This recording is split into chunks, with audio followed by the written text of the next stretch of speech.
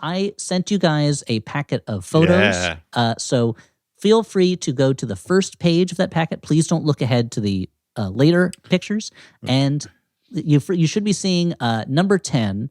Yes. Dan Stewart, can you describe what you're seeing here? Well, it is a gremlin. Yeah. I will say that much. It looks like Mohawk. It's Stripe. Stripe. Oh, sorry. Mohawk is the later one. I couldn't remember. They both have mohawks is the confusing thing. Mohawks is more of a spiky thing. Spiky mohawk. Stripe has white hair because he's a silver fox. Yeah, okay. It is Stripe. It is Stripe. Stripe. Trickster king of the gremlins. And that's a great way to describe him. I love it. He's like Coyote. He looks a little bent out of shape. I guess that's kind of a pun because he's literally a plastic thing that has been kind of bent around. I mean, gremlins are like twisted creatures, right? They're not meant to... and this one is literally twisted. So this is a Gremlins rubber figure from 1984. This is a toy I had and I loved very much. As you can see from the picture, he's kind of doing kind of a shimmy Charleston type dance. They were very hard to get to stand up properly. Yeah. And the best this person could do was bend the knees inward and have the hands kind of like off to the side as if he's dancing. But, so this is my number 10 pick for the best movie-related toys. It was a bendy Stripe. It looked great. It felt rubbery like you imagine real gremlin skin would feel. And adding to the excitement of it was the fact that I played with it so much that the metal wires inside that held its shape started poking out through the rubber skin. And it became just like dangerous. My bones. Yeah, exactly. So just like the real Stripe, it was very dangerous to play with. Watch out, everybody.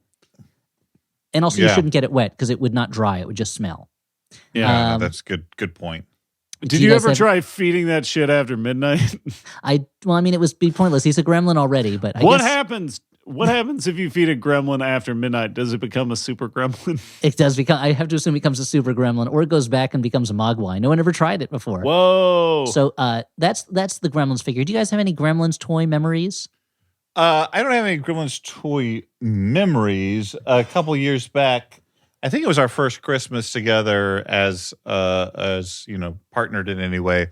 Audrey got me a Gremlin figure that it's from the original movie, and it's got a lot of the movie theater, you know, accoutrement. Like it has 3D glasses and a beer and a cigarette and popcorn bags you can put on the ears. It's a nice little.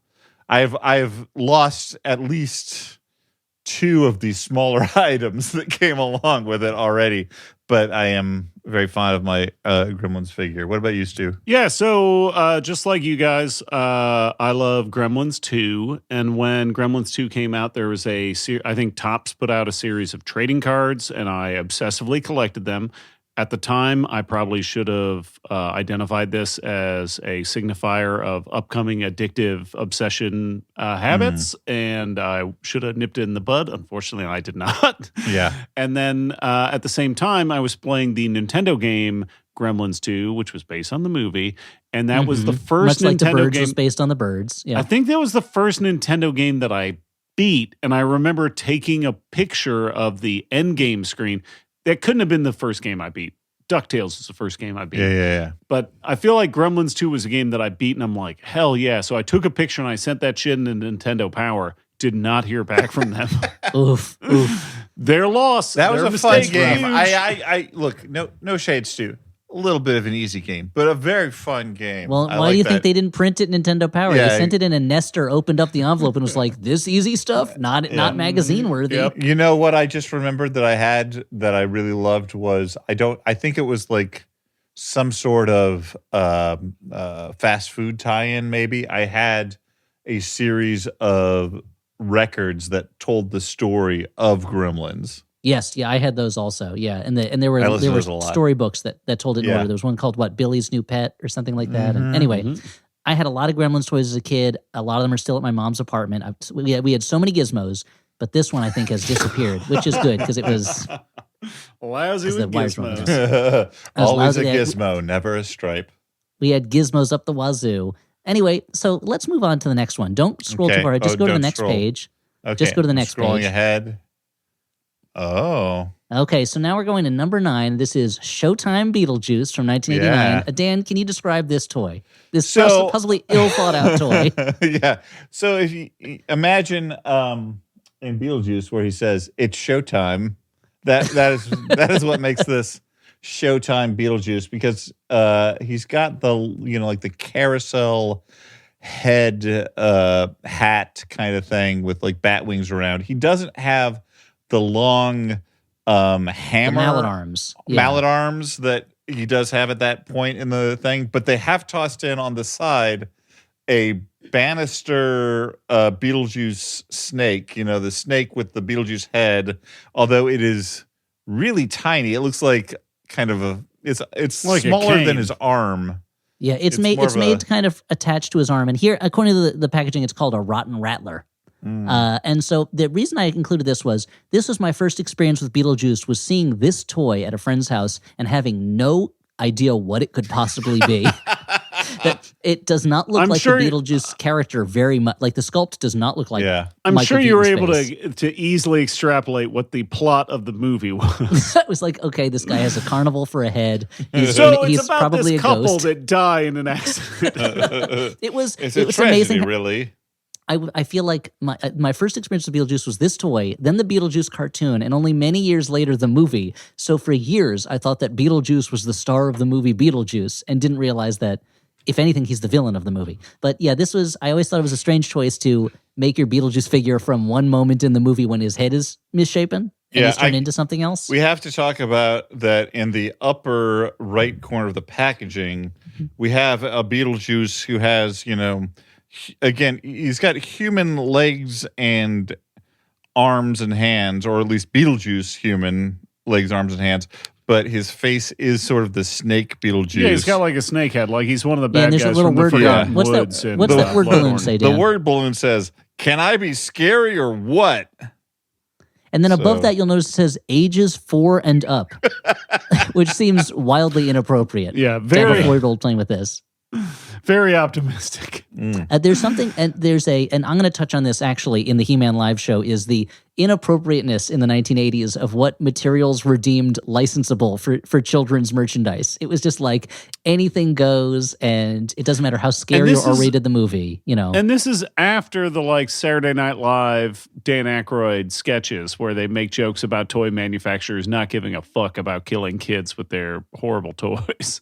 Yes, and it was right before the classic Big Red commercial, which is the big red SNL commercial, which is a Viking whose helmet spins and just squirts red toxic goop all over the place.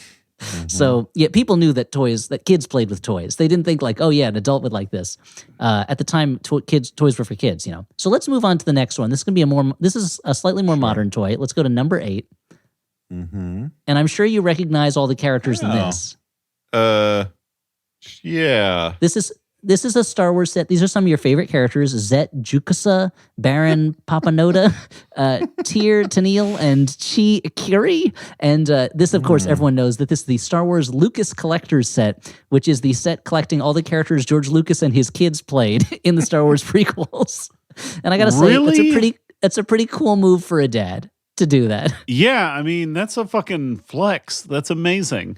What's amazing also is, if you look at this smaller picture, one of the figures, the Chi Ikuri figure, I think it is side-eyeing the George Lucas figure like, Dad, I can't believe you made me dress up like this.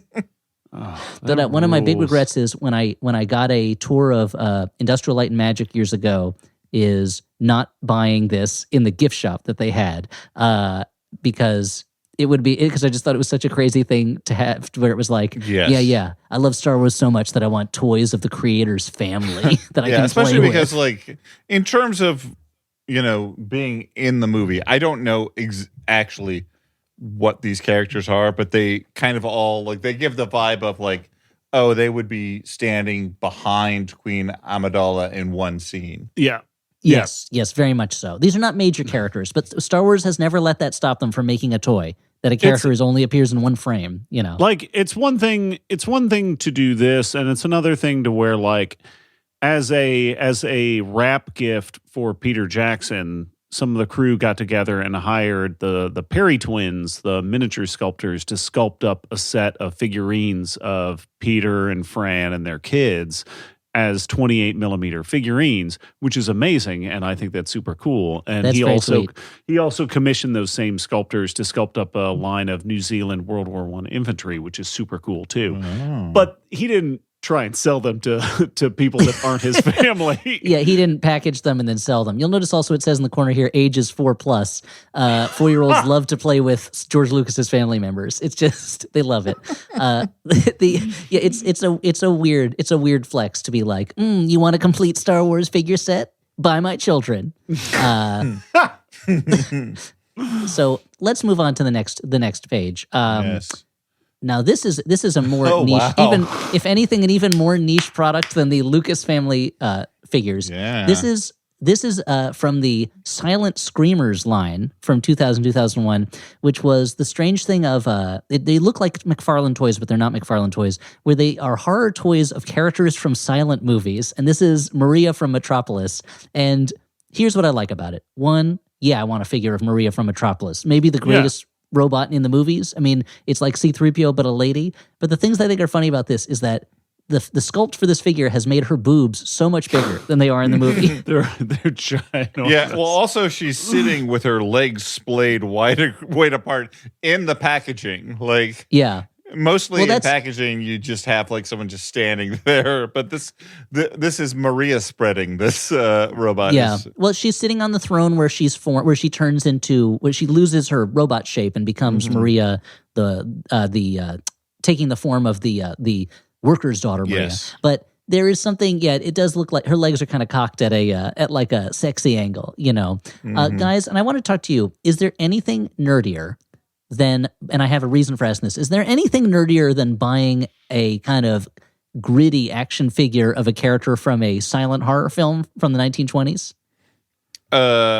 You know what? I would normally say no, but I feel like this is a setup for something. No, I think you're right, guys. I think you're right. Wait, Stuart, what were you going to say? Yes or no? What? I was going to say, like, I feel like this, if I bring somebody home to show them my well-appointed living room, and I have my display cabinet where I put all my in-packaged figurines, I would probably put this one near the back. Yeah.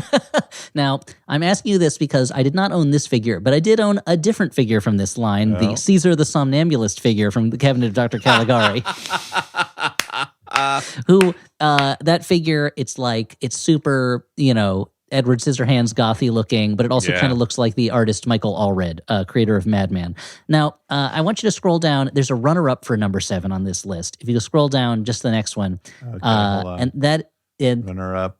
Let me know when you get there. Oh, my. The runner-up is the Nosferatu figure of the same Silent Screamers line. And the reason this really got to me is, one, it's one of the few figures that comes with several dead rats as things that you can have as accessories.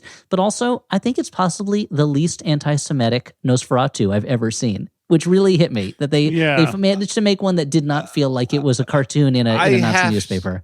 I have to say that this feels like...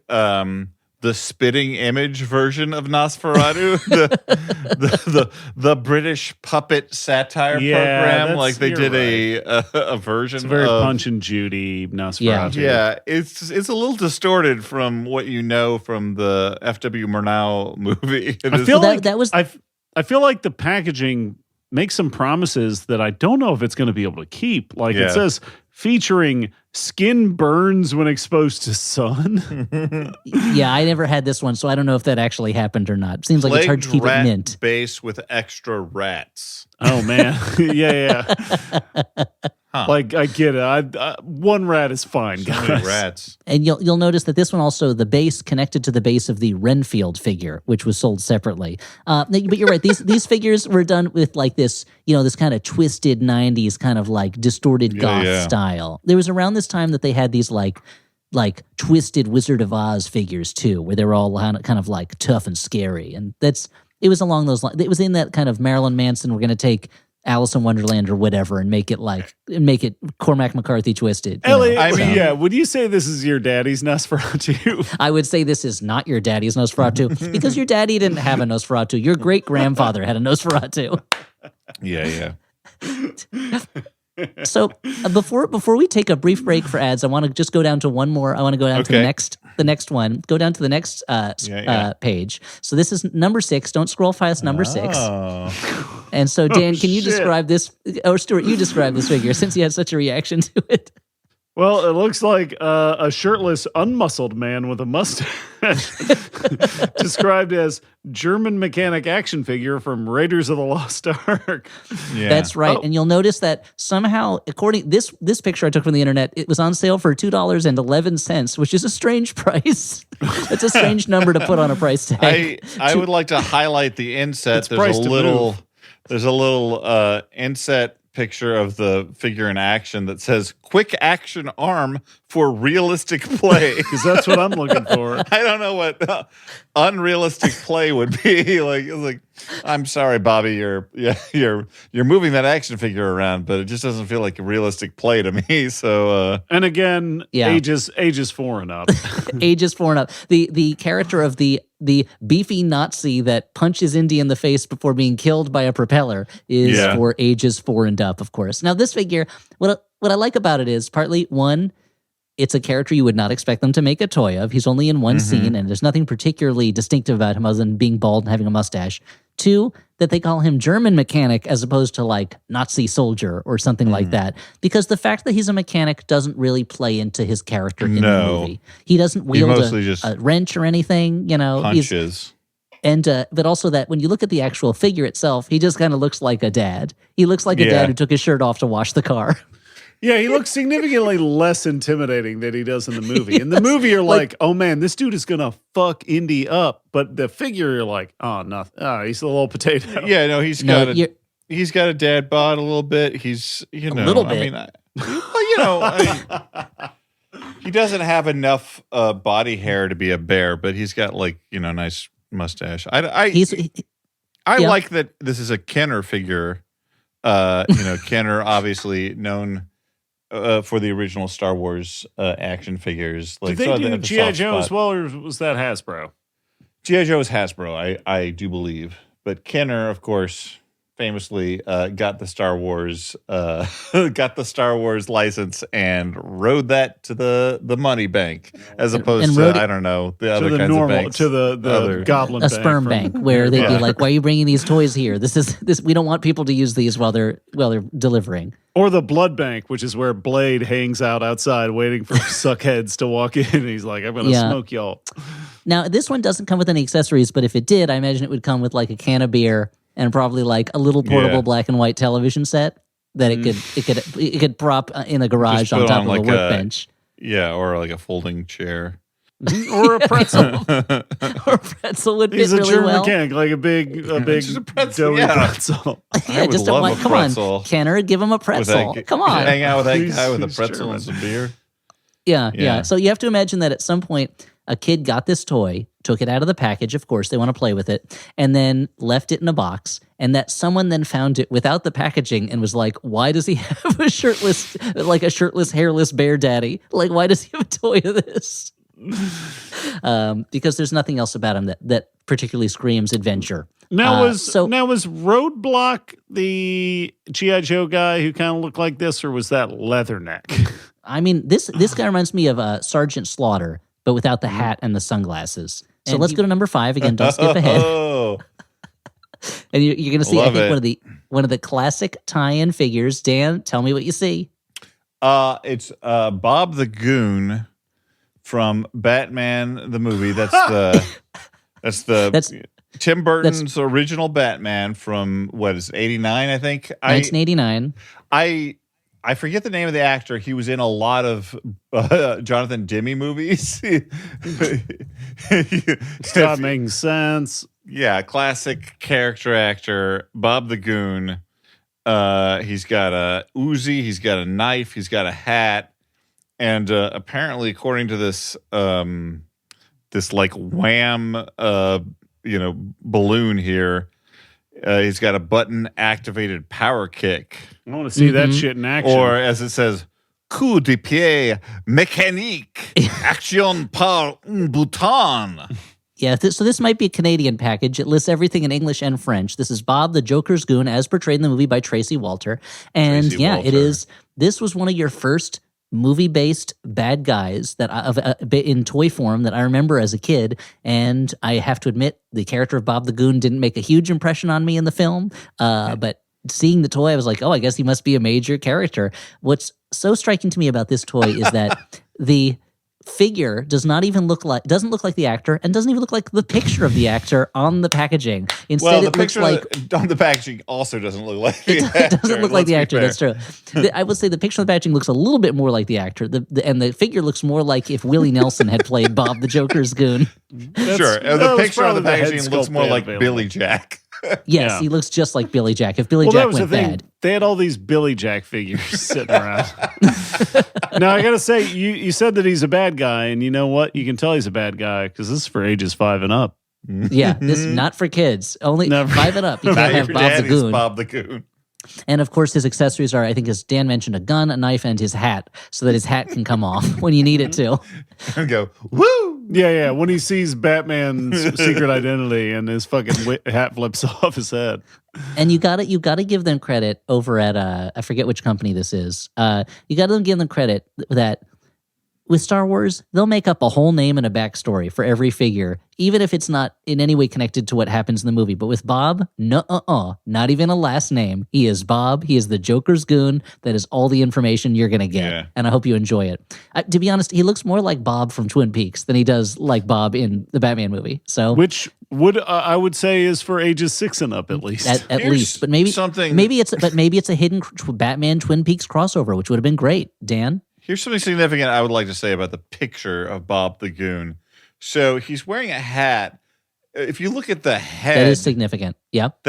If you look at the head, the hat seems to like cover up to like where his eye is on his hat, as if beneath the hat, his head narrows significantly in sort of a Zippy the Pinhead, the Coneheads sort of scenario. Like, I do not understand how a normal human head would have this size hat worn as shown here. I would also say that this packaging art looks a lot like Magic the Gathering and other fantasy artist Paulo Parente's work. Who knows? Maybe. Could be. So that's. There's a lot of good detailing on this art. The kind of expanding waist of the jacket that he's wearing is very lovingly detailed. So that's pretty nice. But yeah, you're right. That hat doesn't. It looks like a big chunk of his head was removed. Yeah. So Dan, but maybe that's why he works for the Joker, because he lost part of his head and he's looking for it. Now, I haven't seen the Batman movie. Does Bob show up in that? Please tell me Bob the Goon does not show up in that's too bad. The Batman. Well, they're waiting for the spinoff, The Bob. I mean, maybe it wasn't long enough. Do you think there's a director's cut that's like 5 hours long where Bob the Goon shows up? The funny thing is, I went, like, again, I don't think we mentioned it in this episode. I think we pull back the curtain. We recorded 2 things at once tonight, which is a rare occurrence, but which is probably why everyone's extra spicy and bad at their jobs. In the previous thing we recorded, which is an episode that will come out a week after this one. Yes, I referenced having a Alamo season pass, which means that like you pay a certain amount, you go and see. You can see one movie a day. Dan flexing on all our listeners here. Yeah, wow. Flexing. He can see movies whenever he wants. Taking Squarespace money and putting it right toward the Alamo. My point is, I will see certain things that maybe I wouldn't see otherwise. The other week, I did a double feature of Uncharted and The Batman. Wow. Dan, you need hobbies. You got to find something to do with your time. I think life may turn around. But my point is, The Batman famously, that's what we 3 hours pushing for, right? 3 hours long. So watching Uncharted before The Batman may have added to my impression of The Batman, which was an old-fashioned butt buster. My butt felt in pain after watching the 3-hour The Batman. I fantasize about the times when I would get to go do double features at the movie theater. I haven't done that in a long time.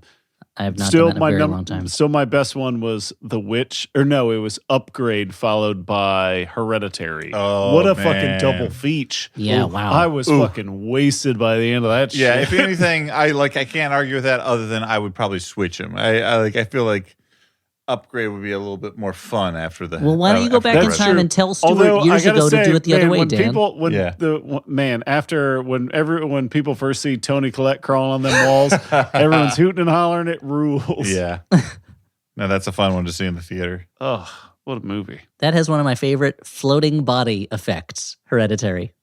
Yeah, that's great. Yeah. So anyway, that's Batman. Bob the Joker's Goon. It's a classic toy. Dan recommends the Batman. He thinks it's great. It'll make your butt bust. So let's move on to the next page. Bust your butt at the bat. Now, this is, again, another toy based on a movie. Scroll down to the next one. Don't scroll any further. Just go to number 4. Okay. Ooh, I like this. Now this is the Bull Alien from the Aliens toy line from 1993. Were you guys aware that in 1993... almost 15 years after the movie Aliens came out, they released an Aliens toy line where they imagined, hey, what would happen if the alien was in different kinds of animals? And this is what it would like coming out of a bull. So describe this bull for me, Dan. This is like if an alien infected bull from TV's Night Court is what you're saying. No, not at all. No, you're misunderstanding. That's Richard Mall. I understand, but that's a misunderstanding. It's not actually. Okay. Which is weird because Richard Mall's blood is already acidic. Yeah, but that's just because he eats so much ketchup and vinegar. Yeah. I would say about this, it looks like a bull, and it looks like an alien, and it is also it looks like someone has sort of haphazardly, half-heartedly spray painted part of this bull alien red. I don't think there's a lot of rhyme nor reason to which parts of this are sort of reddish, but now describe to me again what makes it bullish? What makes it bullish? Other than the fact that it's hedging big on gold right now. Yeah, it feels good about the future of the market. The way its legs are kind of as if it's like hoofing at the ground. I don't know how you say it. Stamping as if it's going to, charge, and it's got some bull horns. Those would be the two. Now, Elliott, are these things. the same figure in both pictures? Because one's neck is way shorter than the other neck. So that's the thing. It had a head-butting power where its neck could extend. So this is it standing up with the neck extended and also sitting forward. That's we're talking about the alien that's already got a weird amount of phallic imagery.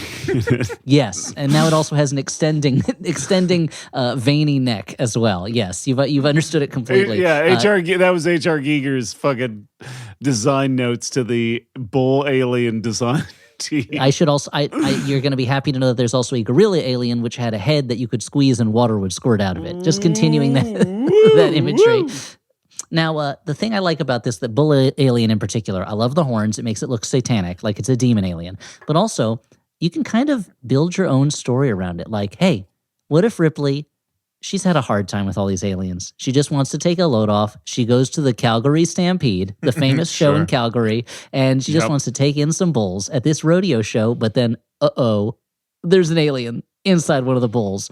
And it gets out. Maybe it uses its horns to tear through someone's belly, a bull's belly, I guess. And it's just wrecking havoc. And now she's got to get on a cow or a horse and rope that bull. And there's endless hours of imaginative play that way. You make up your own story. I mean, for me, it's, I don't know about you guys, but I was just tired of Ferdinand just sitting under that fucking tree, just dicking around. I think he should get a xenomorph on the face and squirt out a little bull alien. Yeah. And they take that bull alien to the bullfighting ring, and all the lovely ladies have flowers in their hair, and he sniffs the flowers and just tears the head off of the toreador. Yeah, this is how it happens. So that's the Aliens, Bull Alien. Again, I don't have the packaging, so I don't know what ages this was recommended for, but this was 1993. I can assume 3 and up. 3 and up, probably. Yeah, I'm going to say 80 to 85. Yeah, this is 1993, so it's still the era before toys were like a grown-up collectible explicitly. So let's move on to number 2. Now to number 3. Let's move on to the next one, number 3. This is the toy I wanted the most when I was a kid. Oh, look at this. So this is the city set from the commercials for the real Ghostbusters toys. This was not a toy available in stores. This was the set that the professional commercial directors and set designers made to show off the Ghostbusters toys. This was not a toy you could buy. There's a little bit of a tease on your part, Elliott. Well, this was a tease on the part of the advertisers, Dan, because this is what I always wanted to use with my Ghostbusters toys, and yet I could not because it didn't exist. It was not buyable. I would just watch these commercials and I'd be like, sell us the buildings. I want the city buildings. That's what I want. You wish that you had some kind of, you were some kind of oligarch who could just buy whatever he wanted. Yeah, I could just call up the commercial and say, bring that to me, and they'd have to do it. Now, these are impressive little sets. They look like, the old HBO feature presentation city or whatever. Oh, one of my favorite pieces of filmed anything is that old HBO promo. It's a city at night. The camera swoops through it. You hear the buses honking. It goes over the suburbs. Then it goes over the mountains. It goes into the sky. What's this coming out of the sky, coming to us out of the universe? This cosmic visitation. It's the HBO logo. We go towards it. We go into the O of the HBO logo. And unfathomable universal energy, prisms of pure tranquility and understanding and galactic harmony are flying through this O. And what does it bring us? Your feature presentation. Oh, I just love it. Just imagining the music makes my neck tingle. So, Dan, you're saying? Mm-hmm. No, and it's the Adventures of Ford Fairlane.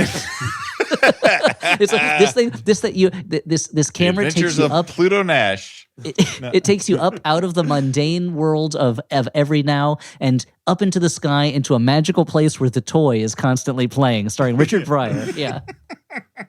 Here's Beastmaster. Miami Blues is playing. And now that we've lifted you, now that you've ascended to the heavens like unto the rapture, here's Dream On, starring Brian Ben. Still not on HBO Max. Enjoy Hot to Trot. Now, I will enjoy that shit. Yeah, I will. I'm a kid. I don't know it's bad. I don't know any better. It's got two things I love: a talking animal and fucking bobcat. And people who are hot to trot. Now, do you think the producers of that movie, that there was an old man who was like, we want to do a talking movie about a movie about a talking horse with Bobcat Goldthwait. A talking horse and a talking bobcat? Yeah, make the movie. And then he saw it and he was like, wait, the bobcat's a guy? Get this, it's called Hot to Trot. Get it? Because of a horse. Now, I was going to say, like, this is a lovely... The hot part, of course, is bobcat in this case. I don't know. Horses are an inherently sexy animal. It's those haunches. So bobcat's the one that trots? I don't fucking think so, Elliott. I would say that these, like... Look, I would watch these commercials too, Elliott, and I would be like, man, if I only could have these cool sets that they're playing in, like that would be so... Yeah, that's what I said, yeah. So cool. But it didn't even need to... What I'm trying to get to is it didn't even need to be like these nice city sets. Like I would watch these G.I. Joe commercials, whatever, or they'd have like rocks arranged like artistically, and maybe there'd be like some water. There'd be like a pool of water, and I'd be like, there's always like a little... Yeah, there's always like a little river and like a fort made out of sticks and things that they could blow apart with missiles. And I didn't know how to make that stuff as a kid. But I felt like this was what was weird about that was, or the way my child mind worked was those G.I. Joe commercials, I was like, some kid made that and they're better at it than me. Yeah. But these Ghostbusters ads, I'd be like, well, no kid made this. They bought it. Somebody bought this for them and I want it. Because if you can buy it, I can have it as long as I've got the green. And that's how I got into the Vice industry, just to feed my Ghostbusters realistic building habit. First you get the money, then you get the power, then you get the Ghostbusters sets. Just memories. So let's move on. So that's number 3. We got 2 more left. Let's go through the second one. This is my second favorite movie toy of all time. This is a classic one. This is a classic one. Stuart, what is it? Tell me what it is, Stu. It's Rocky the Meat. So this is a toy. Unlike some of the other ones on here, I actually own this. I still have it in my garage. Yeah. It was given to me as a gift by, I believe, our former coworker Daniel Radosh. And no, it was given by me. What the? I know. Oh God, you got me. I wanted you to get mad. Yeah, I was like, Dan gave me this. Dan's wrong. Yeah, Dan gave me this, and it is from the Rocky line where they were like, you know what? we're just going to make one of the meat that he punches, that he practices on. And it is a package. It's just a side of beef and then a bloody butcher's apron that you could put on the Rocky figure. And my favorite thing about it is it just says, it doesn't say side of beef or like punching exercise. It just says the meat in big letters. Yeah, because like they're like, what does Arby's have? It's got this. Rocky's the meat. Yep. And so the moral. There's also a date on here. November 21st, 1976. So all the Rocky figures, they had dated on it which movie they were from, basically. They would say that which Rocky movie they were from and what year that movie was from. So that just shows you this is the original Rocky, the famous meat. Oh, I like what that. I love, the specifically is listed 21st of November, 1976, the meat versus Rocky Balboa, in case the meat gets top billing. Well, and because you know why? Because the meat won on points technically. Yeah. Rocky got the TKO, but the meat won on points in the end. The judges were in the meat's pocket. The rumble in the meat locker. And what I like about this too is it is a Star Wars level of making an action figure out of anything that could be made into a figure. But for Rocky, a series that has never been, I think, a particularly kid-friendly film series, But anyway, the meat. You can't ask for anything better than a side of beef action figure. Or can you? Because let's scroll down to number 1 for my favorite toys from a movie. Now, again, this is a little bit cheap because these are not real toys, but these are, this is the My Dinner with Andre action figures from the movie Waiting for Guffman, which are so, like, the joke in it is, well, they just sit there and talk, right? Yeah, that's what I want my action figures to do. I can get action figures that fight ghosts or superheroes or whatever, but 2 figures that understand the importance of a good conversation and a good meal, that's hard to find. It's incredible, yeah. You want an action figure like Andre Gregory who's going to come in and tell you about some like bullshit spiritual experience he had across the world. And you're like, that sounds interesting, but I enjoy sleeping under my electric blanket. I mean, yeah, that's true. I mean, the one that I really want is the Wallace Shawn figure because finally an action figure who just listens, who's curious about what I have to say. Who knows the questions that'll get me out of my shell, So, guys, what would you do with your My Dinner with Andre figures if you were playing with them? What scenario would you put them in? Well, they would have probably dinner together in some form. So sticking pretty much to the template of the movie. Well, I would say just like with my G.I. Joe figures, I would test the limits of the physicality and the flexibility of these figures. I'd stretch them and pull them and see. I would take them to the edges of pleasure and pain. Okay, interesting. Where that intersects, Now, the thing is, I wish these were real figures because I want to see them in that package that says ages 4 and up for the Wallace Shawn figure. And to know that some kid would get it some kid's grandma went to this toy store. It was the day before Christmas. The shelves were cleared out except for this one Wallace Shawn figure, and it gets brought to this kid, and it's the most magical Christmas. And they strap Wallace Shawn to a model rocket and shoot it up into the sky, and Wallace Shawn finally achieves his dream of going into outer space. Did you guys know that was his dream? I didn't. I just learned now. I just assume it is. He's never said it, but I get a real wants to go into space vibe from him. I figure he just wants to, produce the best production of Chekhov that has ever happened. Fair. In space. Because the problem with it's easier to do Chekhov without gravity.